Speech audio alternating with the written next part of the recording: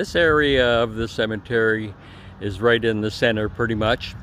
One item that's kind of neat is that the cemetery board created this monument, which has all of the names of people who are buried here, whose monuments either have been lost over time or were made of wood and just rotted away. But anyway, they've taken the time and effort and expense to list everyone on this monument, which is really great. So if you're doing family research, you can come here, see where they were, and hopefully help solve some of your questions. So this is the last project I've been working on, which is the Crucifixion scene. And if you look on my website, you'll see pictures of the before. Again, the idea was to do no harm, to restore it as it would have been more realistically. When I started it, you'll see that it was all painted at one time, probably in the 1950s, and the paint had worn off and leaving some parts exposed. But anyway, it was a real mess. So I've decided to put everything back as I found it, as I stripped it off. The bottom is a medium gray, which was original.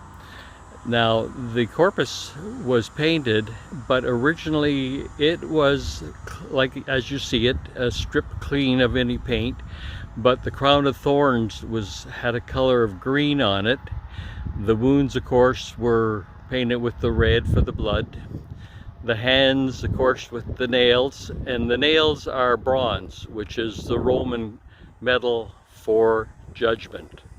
Again, the cross, the name up at the top, Jesus of Nazareth, King of the Jews, would have been cloth or a skin. And when I was in Israel, I noticed a lot of them were of the skin color. So I thought, well, I guess we better stick with that, seeing as this is the place the crucifixion actually happened. Now the cross, I'm going to leave it as it is. This is the original black color that it had been painted with, but it really looks good to me. The old iron cross, or old rugged cross is what I'm trying to say, I guess really fits this. You'll see a lot of the corpuses in Europe and even in Israel all painted in flesh tones, and actually quite gory. Where he'd fallen, the knees would be bloody.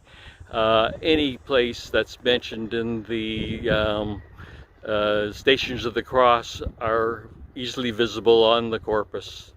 Many of them, though, still have the eyes open slightly, and as you can see, I've left them closed, but you'll also notice a repair made to the nose, and I'm pleased to say that I used my nose to make the model. So if you think you recognize them, then I'll leave that alone.